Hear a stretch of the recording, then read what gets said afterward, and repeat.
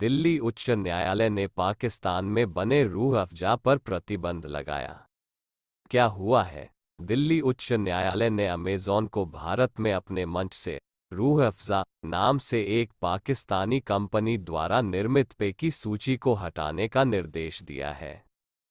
7 सितंबर को पारित आदेश भारतीय सामाजिक कल्याण एनजीओ हमदर्द नेशनल फाउंडेशन द्वारा दायर एक याचिका पर आया था, जिसमें कहा गया था कि भारत में ई-कॉमर्स साइट पर सूचीबद्ध कुछ रूह अफ़ज़ा हमदर्द प्रयोगशालाओं भारत द्वारा निर्मित नहीं है, लेकिन पाकिस्तानी कंपनियों द्वारा जिनका विवरण पैकेजिंग पर उल्लेखित नहीं है।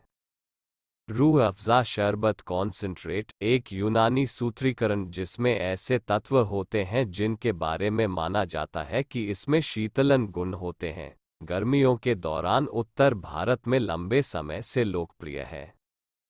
कहा जाता है कि इसका आविष्कार दिल्ली में शताब्दी के पहले दशक में गर्मी के इलाज के रूप में किया गया था। कोर्ट ने क्या कहा?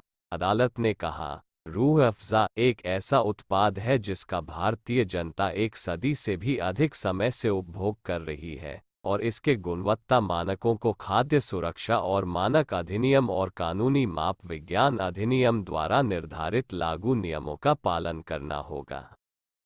यह आश्चर्य की बात है कि एक आयातित उत्पाद निर्माता के पूर्ण विवरण के बिना अमेज़न पर बेचा जा रहा है।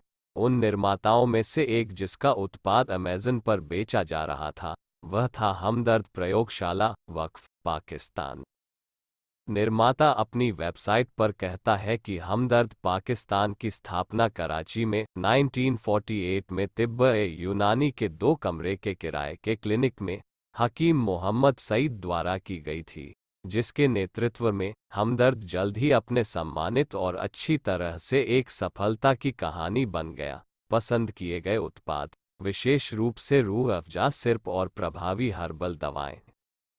रूह अफ़ज़ा की उत्पत्ति शरबत के फॉर्मूले का आविष्कार हकीम हाफिज अब्दुल मजीद ने किया था, जिनके पास एक छोटा क्लिनिक था जो यूनानी अभ्यास करता था।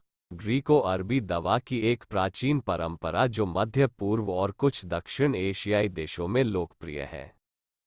यूनानी को आयुष मंत्रालय द्वारा स्वास्थ्य देखभाल और उपचार की पारंपरिक और गैर पारंपरिक प्रणालियों में से एक के रूप में मान्यता प्राप्त है, जिसमें आयुर्वेद, योग, प्राकृतिक चिकित्सा, यूनानी, सिद्ध, सोवा रिगपा और होम्योपैथी आदि शामिल हैं। ऐसा कहा जाता है कि 1906 में मजीद ने उत्तर भारत में गर्मी के कारण होने वाले हीट स्ट्रोक, थकान और अन्य स्वास्थ्य समस्याओं को रोकने के लिए किसी चीज़ की खोज शुरू की और रूह अफ़ज़ा को अगले वर्ष बनाया गया, जो एक शीतल पेय के रूप में अधिक था। दवा 34 साल की उम्र में मजीद की मृत्यु के बाद उनकी पत्नी राबिया बेगम ने हमदर्द को एक ट्रस्ट घोषित किया, जिसका उद्देश्य मुख्य रूप से धर्मार्थ गतिविधियों और यूनानी दवाओं पर शोध करना था। रूह अफ़ज़ा की उत्पत्ति शरबत के फॉर्मूले का आविष्कार हकीम हाफिज अब्दुल मजीद ने किया था, जिनके पास एक छोटा क्लिनिक था जो यूनानी अभ्यास करता था।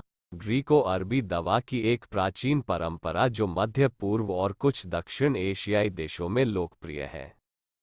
यूनानी को आयुष मंत्रालय द्वारा स्वास्थ्य देखभाल और उपचार की पारंपरिक और गैर पारंपरिक प्रणालियों में से एक के रूप में मान्यता प्राप्त है, जिसमें आयुर्वेद, योग, प्राकृतिक चिकित्सा, यूनानी, सिद्ध, सोवा रिगपा और होम्योपैथी आदि शामिल हैं। ऐसा कहा जाता है कि 1906 में मजीद ने उत्तर भारत में गर्मी के कारण होने वाले हीट स्ट्रोक, थकान और अन्य स्वास्थ्य समस्याओं को रोकने के लिए किसी चीज़ की खोज शुरू की और रूह अफ़ज़ा को अगले वर्ष बनाया गया, जो एक शीतल पेय के रूप में अधिक था। दवा 34 साल की उम्र में मजीद की मृत्यु के बाद उनकी पत्नी राबिया बेगम ने हमदर्द को एक ट्रस्ट घोषित किया, जिसका उद्देश्य मुख्य रूप से धर्मार्थ गतिविधियों और यूनानी दवाओं पर शोध करना था। विभाजन के बाद भारत के विभाजन और पूर्वी और पश्चिमी पाकिस्तान के निर्माण के बाद राबिया बेगम का बड़ा बेटा हकीम अब्दुल हमीद भारत में रहा, जबकि छोटा बेटा हकीम मोहम्मद सईद पश्चिमी पाकिस्तान चला गया।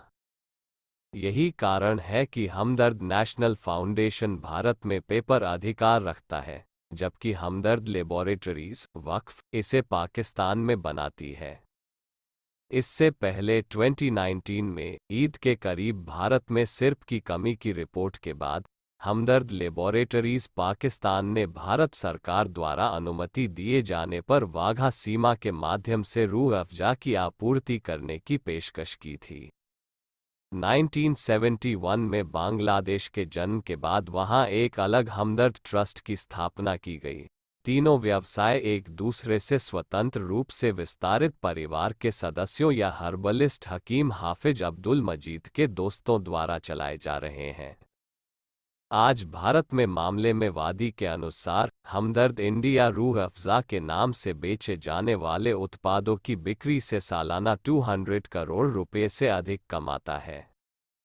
संपर्क विवरण अनुपलब्ध। रूह अफ़ज़ा पर हमदर्द के अधिकारों के उल्लंघन के अलावा पाकिस्तान निर्मित उत्पादों की सूची में निर्माता के संपर्क विवरण की कमी पाई गई, जिसका अर्थ है कि एक उपभोक्ता को भारतीय और पाकिस्तानी निर्मित सिरप के बीच अंतर करना मुश्किल होगा। अदालत ने एक आदेश में यह भी कहा कि जब पाकिस्तान स्थित उत्पाद सूची में विजिट द हमदर्द स्टोर का विकल्प चुना गया था, तो उपयोगकर्ता को हमदर्द लेबोरेटरीज इंडिया की वेबसाइट पर निर्देशित किया गया था।